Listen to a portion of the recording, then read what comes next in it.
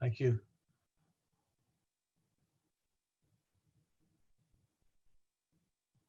Okay, May I please the court? May I proceed? thank you. Carol Wilson, on behalf of Michael Parker, I request 3 minutes for rebuttal. All right, you got it. Thank you. This case concerns a Rice commitment of Mr. Parker through the state's, based on the state's motion for summary judgment, which was not granted properly, which was denied him a jury trial, and that's what we asked this court to send it back and give him. Now, there's nothing that happened from the time, everything that the state relies on in its petition, in its motion, happened before the petition was filed. The normal process occurred where Mr. Parker was going to be released, and then he was interviewed by multidisciplinary team and Dr. Rappa and Dr. Swan, experts for the state, and then the state filed their petition. So it's everything that happened before the petition that the state relied on in its motion for summary judgment. Can I ask you a question? Yes, please. Why do you emphasize it happened before the petition was filed? Isn't that typical? There is not a case that I know of where this has happened, where there has been a Rice commitment at the summary judgment stage. So I don't know what typical is. Okay, that's fine. And I apologize because it's been years and years since I've done civil. So maybe that is typical in civil, but the reason I say that is there was no discovery. So this is a civil quasi, we're still figuring it out, maybe proceeding, and he's entitled to counsel. So all those things happened when he didn't have a lawyer. So he was talking to the doctors without a lawyer. The statements that he gave to the doctors that they used to say that he needs to be committed were all given without an attorney. Then he's appointed counsel. There's discovery according to the case summary that started, and then this motion is filed. So, counsel didn't take any depositions of these physicians, did she? well, there's notice of depositions filed very soon, right before the motion is filed. Okay, but did she file a motion to continue the summary judgment because there's outstanding discovery? No. And Okay, if indeed she argued to the court below, I intend to file nothing in opposition to this summary judgment, when you know Rule 1.510 allows the opponent 5 days or 2 days, if it's hand delivered, to file any evidence in opposition, correct? yes, And that wasn't done. No. So what the court's faced with are 2 affidavits from 2 experts whose qualifications are not challenged in any way, who diagnose him with this sexual pedophilia, and also includes admissions where he himself says, I am a perfect candidate for being civilly committed. Now, Ms. Wilson, you would agree with me that you had ample opportunity, or your counsel had ample opportunity below to take depositions, to do discovery, and to also file an affidavit in opposition to that to create an issue of material fact, because the burden of proof or the standard for a summary judgment is so low in Florida, it doesn't take much. It just takes admissible evidence to create an issue of fact. But below, counsel said, I'm not going to file anything. well, what happened, Your Honor, is that she did not file anything, but she still argued that summary judgment was improper. Well, that's not evidence. Counsel's arguments are not evidence. Counsel's arguments are not evidence, but then that this court would have to decide that the state, as a matter of law, in what it had attached to its motion, as a matter of law, proved the likelihood component. All right, well, what did the defendant file in opposition to the state's evidence that creates a genuine issue of material fact? Well, our position is that, well, they didn't file anything. And that's why if it's a procedural default in this case, then it's ineffective assistance of counsel. Well, but it could be strategic. It could be the fact that she may have talked to experts confidentially and none of them could rebut. So ethically, she probably couldn't file anything. So I'm not going to sit here and say on the face of this record, this is ineffective assistance of counsel. She certainly had reasons. Well, Judge, she was clear in the hearing that she's tried cases without experts before. So she wasn't saying that, I don't have an expert, or you don't have to have an expert to contest these matters. And that's why Mr. Parker filed his affidavit. He even Well, that's said, not what I'm saying. What I'm saying is the state had affidavits that are from medical experts whose credentials are not questioned in any way whatsoever. And they come to these specific diagnoses and they include in their reports, your client's admissions is that he's a perfect candidate for civil commitment because he has a sexual fixation on these young boys and he cannot control it. So at the summary judgment stage, there's absolutely no evidence in opposition to that. So it's a matter of law. So the defendant below agreed that there's no issue of fact and it was a matter of law. The judge could decide it as a matter of law. So on the motion for rehearing, we get an affidavit from Mr. Parker, which is a self-serving conclusory affidavit.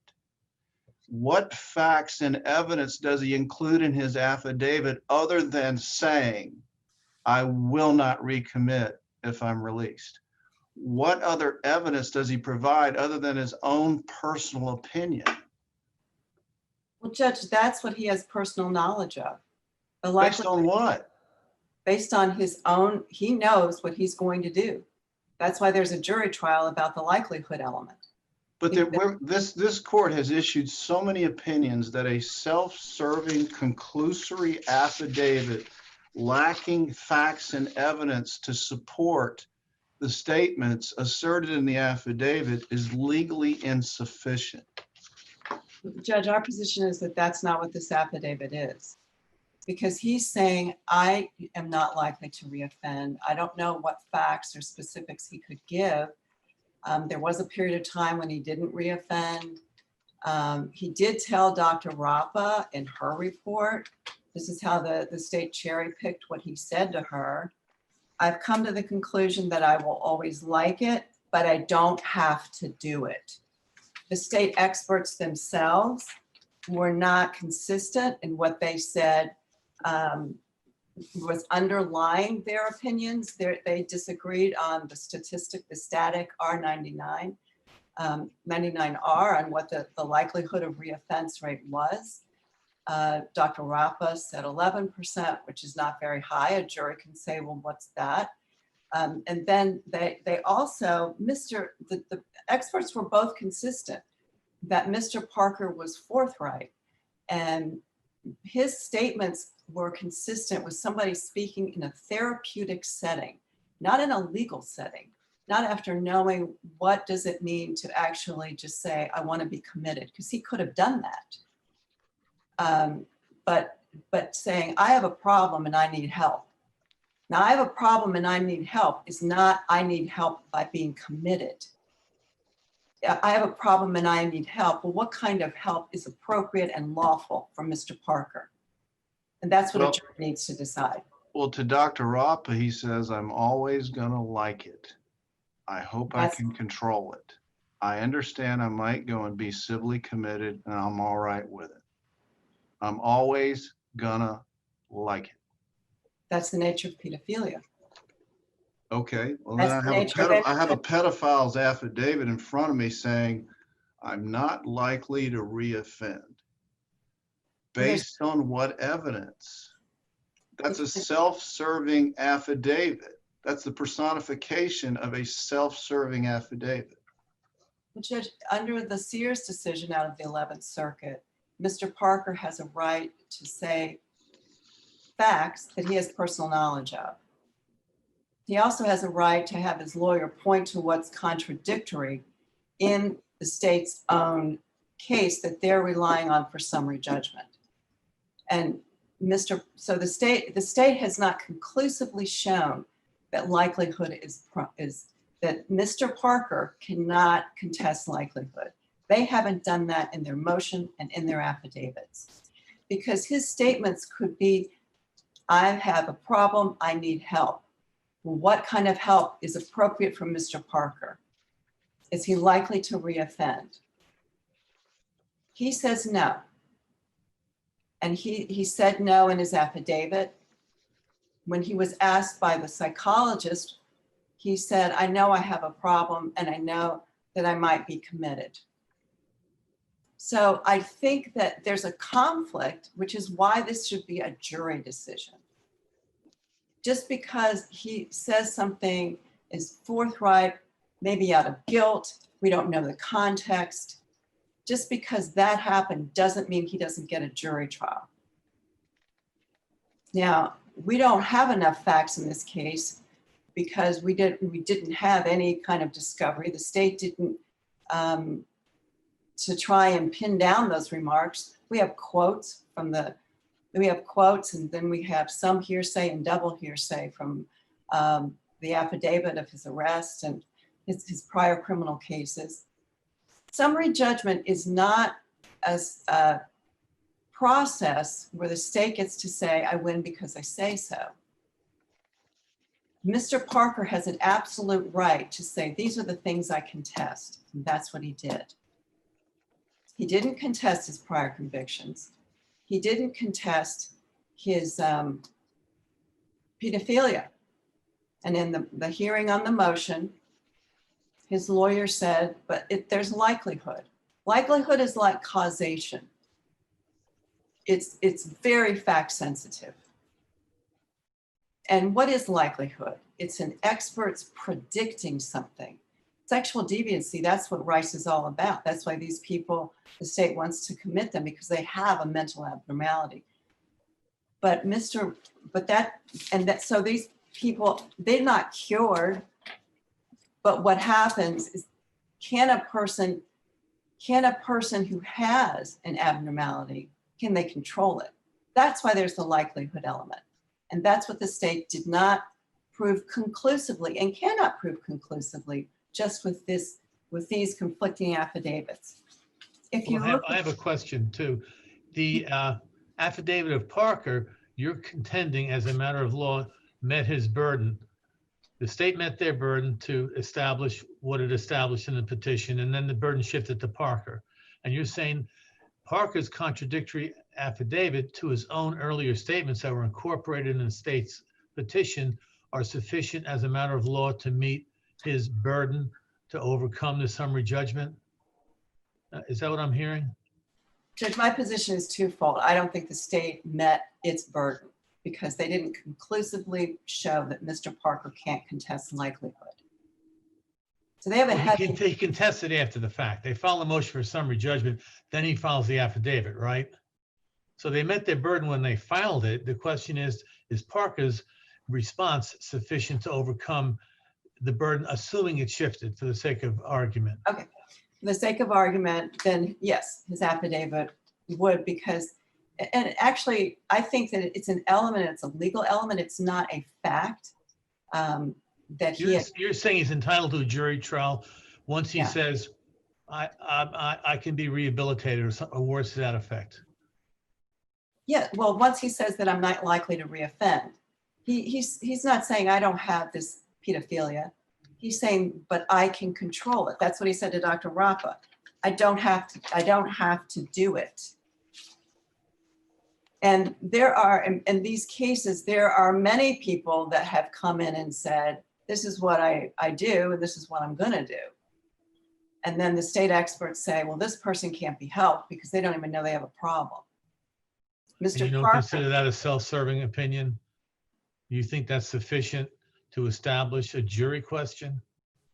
I do, because I don't know what more Mr. Parker could say, except I'm not going to do it. Well, if he had an independent expert, that would be probably something he could have done.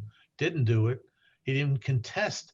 It just seems inconsistent that you say, I'm not going to contest what the experts say, but I'm not going to agree with their conclusion and have that sufficient to overcome an expert opinion in an arena that deals with experts. Well, the way to, there's conflicts within these the state's experts that could be used to show that there's not likelihood. I went through some of those before about the static 99R. So he doesn't have to prove, the state has the burden of proof.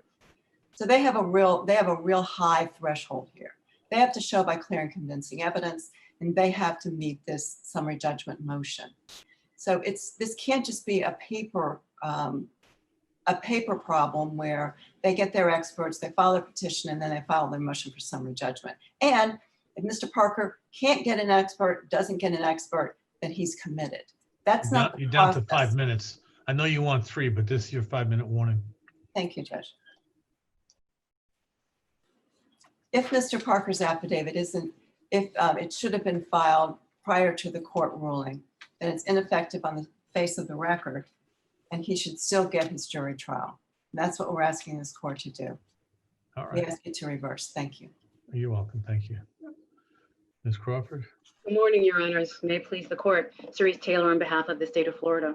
This is a case in which the state satisfied its burden both to show that no genuine issue of material fact existed and that the case could be decided as a matter of law, and established the clear and convincing evidence that appellant qualified for civil commitment as a sexually violent predator.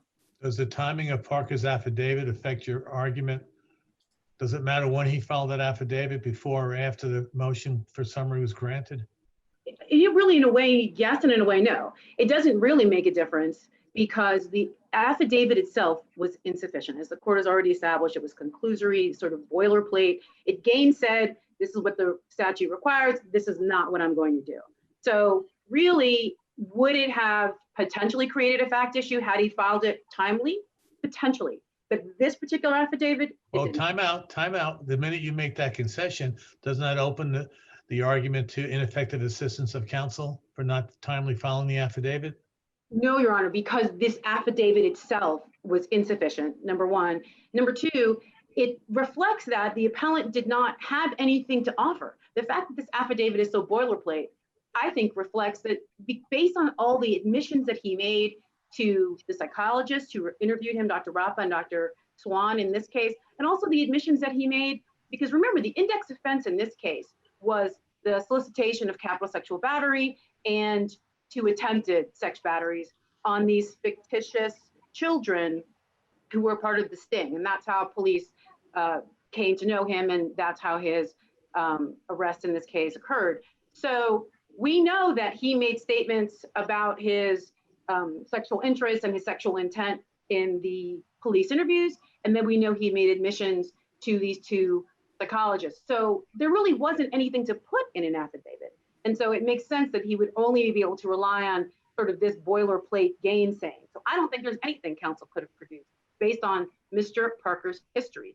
and his own admissions and concessions. So you're saying there was no conflict in the evidence. Disagreeing with the conclusion doesn't create a conflict? If he says it's a matter of interpretation, this evidence could be enough to sustain this detention, but maybe it's not. Maybe a jury should decide a factual dispute.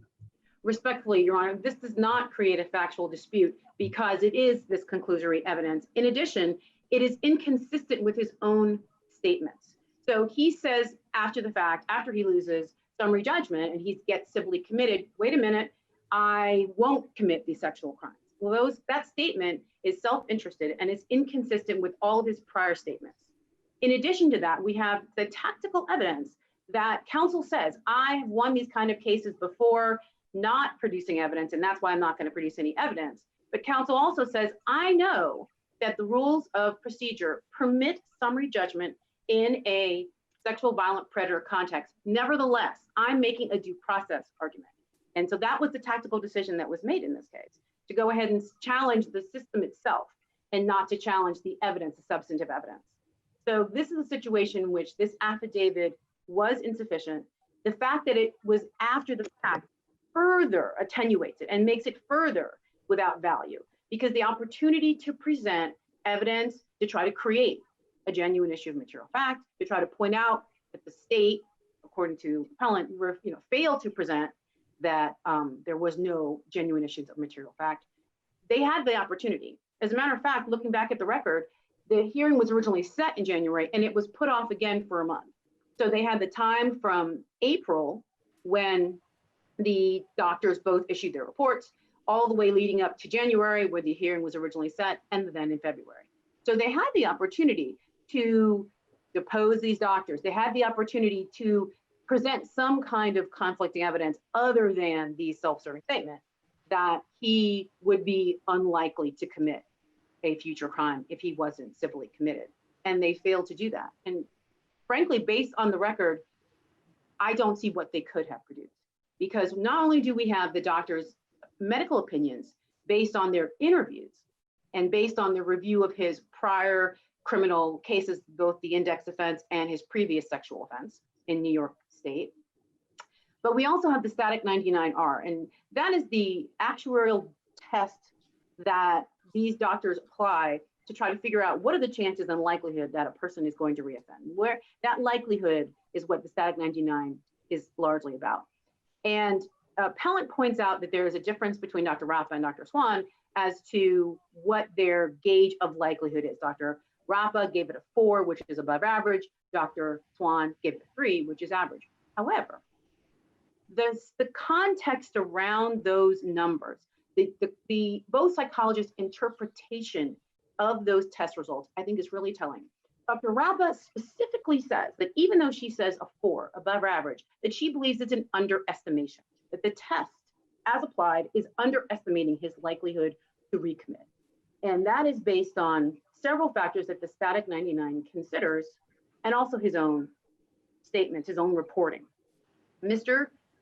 Parker admits that, and the evidence shows from his previous conviction and the present conviction in this case, that he has an antisocial sexual history, that he has just engaged in a lot of one-night stands, that he hasn't really connected to people, and that he's been predatory against children. And in fact, the only long-term relationship he did have was a marriage, a heterosexual marriage, although he identifies himself as homosexual, and his sexual partners, both the adult sexual partners and the children that he is predatory against, are predominantly male. But he admits he has this one sexual long-term relationship, which is a couple of years, that he entered into for the express purpose of sexually molesting the child of the woman he married. So you don't think I mean, you know the case very well, obviously, you know the facts very well, but the issue here was whether or not the evidence was sufficient to show he was only likely to reoffend, as opposed to maybe. Isn't that a weighing process that you're engaged in? Because to prevail, you must show that there's only one conclusion as a matter of law that could have been made, and that was, yes, summary judgment is appropriate. Your Honor, all the evidence that was before the trial court when it was asked to make its decision established that this likelihood existed. We have the static 99 result, and whether or not you look at Dr. Swan, which says average, or Dr. Rapa, which says above average, both of those doctors say that contextually, as a whole, they see a likelihood based on the test results and the individual factors, his predatory conduct, his antisocial behavioral problems, his impulse control. I know that appellant view of the record does not establish that the doctor said there was impulse control problems. The state respectfully disagrees. Both Dr. Rapa and Dr. Swan indicate this inability to control himself sexually. And that diagnosis and that finding with regard to the static 99R is reflected in his own statements. When he says, I like it, he said that the conviction in New York State for sexually molesting his stepson and the stepson's best friend was, quote, worth it because, quote, it was the best sex he ever had. He told the officers who were pretending to be a parent of a child of 2 young boys when Mr. Parker was soliciting sex with those that he misses the sex. And that even though having been convicted in New York State hurt, that it was essentially worth it because the sex, he misses that sex. And when appellant talks about his sexual deviance, he does speak in terms of, I can't control it, I don't know why. And essentially it's always been this way. When he was 14 years old, his own self-reporting reflects that he sexually molested a 4-year-old. He was 14, the child was 4, that he was babysitting. And the family knew about it and they got him counseling. But ever since then, like, the entirety of his sexuality is consistent with this pedophilic disorder. And so for him to have this predatory conduct, for him to have these admissions of his sexual interest and his compulsion is establish his likelihood. And the only thing to counter this established likelihood is this self-serving statement that I'm not going to do it. And that statement is inconsistent with his actions. And even Dr. Swan said that the conviction in New York State would have been a wake-up call. But yet, immediately upon leaving, being discharged from New York State Department of Corrections, he comes to Florida. And within 4 years, we have the conviction in this case. And also he reported that during that time that he was on the internet and he was making connections to other people. So the index offense, the one that we know about today, has been established by law enforcement and by the state's attorney's office. But we know from his own statement that he was engaged in sort of a sexual trolling on the internet. We know from a comment from his roommate that he's on the internet hours a day looking at sexual imagery and child pornography. So this compulsion that he is evidenced by his conduct, is evidenced by certified judgment and sentence, and is reflected in his admissions, is inconsistent with a statement to the contrary, and is establishment of the likelihood. We believe that clear and convincing evidence is established on this record that this sexual compulsion cannot be controlled.